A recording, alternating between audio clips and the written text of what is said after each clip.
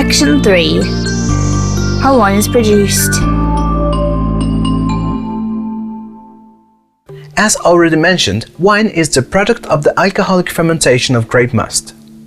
The stem, that's the separation from the stem, and soft pressing are required for all types of wine production, but from this point forward, for each particular wine category, the practice to follow might be different. In this section, we analyze the differences between the various methods. Types of wine.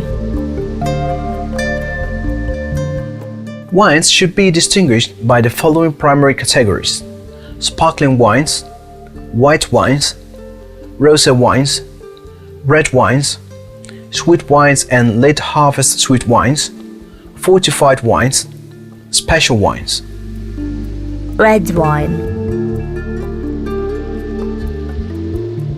The red wine is characterized by maceration, that is the fermentation with skins and seeds, that will give the wine its typical red color and a wide variety of natural elements and organoleptic characteristics, including anthocyanins and polyphenols, which make a red wine the richest and most complete one. During the alcoholic fermentation with maceration, the must and the skins must be constantly reflushed, bringing the layer below back to the top of the fermentation tank. This technique is called pumping over. This fermentation phase can last from 5 days for a fresh and easy wine up to 20 days for a full-bodied wine rich in color and sensory elements. At this point, for the majority of quality red wines, a new phase called malolactic fermentation begins, in which the malic acid gets transformed into lactic acid, providing a much more remarkable softness and a particular balance.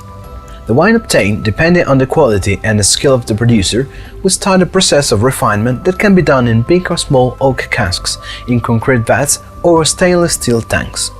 In general, wood is preferred for higher quality wines, although lately the trend leads the wineries to value the regional taste of the grape. In fact, many cellars are decreasing the traditional practice of aging their wines in wood barrels. The aging in wood casks, especially in first-use small barrels, hides a big risk, because if it is true that the wood has the function to round up the taste of the wine, it actually also flattens it a lot, and almost completely overlaps the basic characteristics of the grape. The must-use small barrels are the toasted French oak ones called barrique, with a capacity of 225 liters, that's about 50 gallons. Some producers, especially the big ones in countries with less strict rules, try to save money, betraying the customers by dropping oak chips into the fermentation tanks instead of aging the wine in real oak casks. But for expert tasters, this practice can be easily recognized. Nouveau Wine. There are other ways of making red wine, but they normally exclude the quality. Among them, it is surely worth mentioning the Nouveau Wines made by carbonic maceration. Their production is growing a lot in the last years, so also the curiosity around them.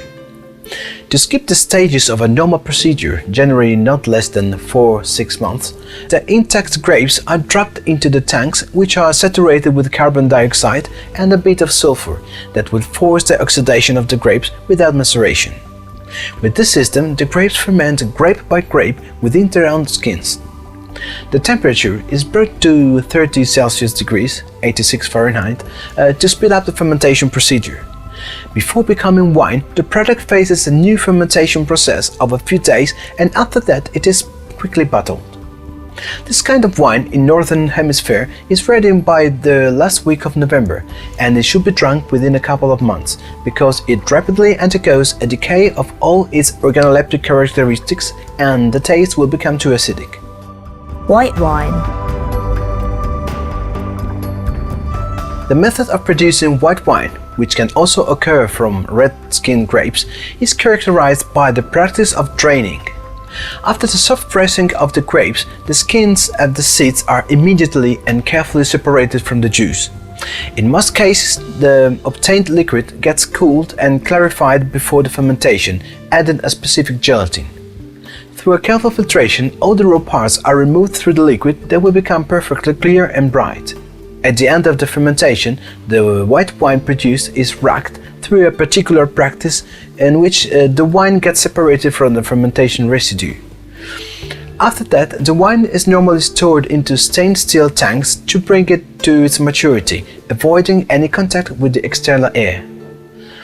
After a series of cellar practices operated by the oenologist, such as corrections, clarifications and stabilizations, the wine will finally be ready and will shortly encounter the market. In most cases, white wines are best consumed very fresh, not aging for more than 2 years. White wines are seldom aged in wood barrels, but in that case the oxidation phase and the contact with the toasted wood will almost completely alter the basic characteristic of the wine. In most cases, two parts of the same wine are blended, because different types of refinement and aging surely enrich the taste of the olfactory features of the product and achieve a golden color. Rosé wine. The rosé wine can be produced in several ways, such as using light-colored grapes or assembling a specific amount of red and white grapes, or even mixing wines of different colors. Another technique is to obtain the wine from red grapes, fermenting with maceration only a little part of them. But the most common practice to make quality rosé wines is to use very pigmented red grapes, making a white wine with a very short contact with the skins. The contact usually occurs for only a few hours, and for this reason they are also called one-night wines. Their color is generally a very bright claret pink, and it is particularly rich and has a refined fragrance. These wines are generally not considered as the top of the products of the wineries, but in reality they are very high-quality wines, extremely complex to produce, and in many cases the racking produces a loss of more than 60% of the product. After the racking practice, the rosé wines follow the same procedure reserved for the whites, and once placed on the market, they should be consumed within the bottling year. Sparkling wines. Sparkling wines are wines that have faced a further fermentation to be added with carbon dioxide bubbles in a natural way. The fermentation methods are basically two: the traditional champagne method or the Martinotti or Charmat method. The legend tells that the traditional method was created by the famous French monk Dom Pierre Pérignon in the 17th century, although it was first made in Urbino, central Italy, much earlier. In this particular method, the wine faces a secondary fermentation in the same bottle that will be used to serve it. A special mixture of yeasts and sugars, called liqueur de tirage, is added, and the bottles get sealed using a metal crown cap. The bottles get skillfully rotated and tilted several times a day for a time which can last several years, after which they undergo the process of disgorging. This process provides the safe removal of the lees produced by the exhausted yeast. The free space of the bottle must be then refilled, and this procedure can be done by using the same wine for a Pas d'Oser sparkling wine, or with wine of other vintages, or a added secret house mixture called liqueur d'expédition, to help regular customers to always identify the usual taste of the product. Once upon a time, the disgorgement happened on the fly, but nowadays they use a modern procedure to quickly freeze the higher part of each bottle to easily remove the lees. The Martinotti or Charmat method requires that the secondary fermentation of the wine takes place in stainless steel tanks by a strictly controlled temperature. The wines obtained through this method, unlike the traditional method sparkling wines, are extremely fresh, but they cannot be aged. In fact, it is recommended to consume within the bottling year. The Martinotti Charmat method can also be used to make wines with a lower carbon dioxide content, and even wines in which the presence of carbon dioxide is barely perceptible. Sparkling wines are not labeled marking their production year, but for the traditional method sparkling wines, the producers must always mark the year of disgorgement. When the production year is reported on the label, the wine is called a vintage wine.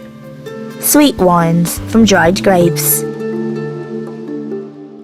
For the production of dried grape sweet wines, the process that makes them so special actually begins before it becomes wine, and it often occurs directly on the vineyard.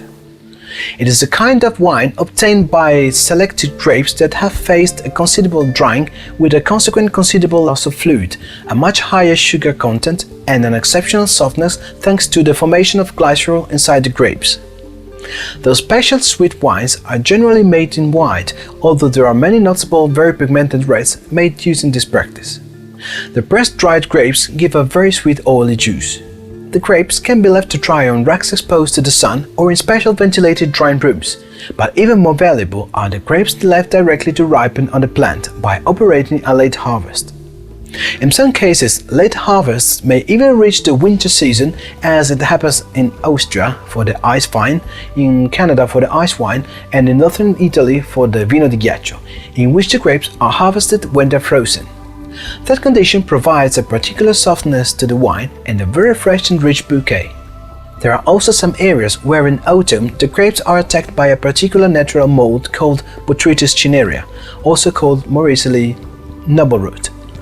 The most renowned case is about the production of the Hungarian wine Tokaj, made by ferment grapes.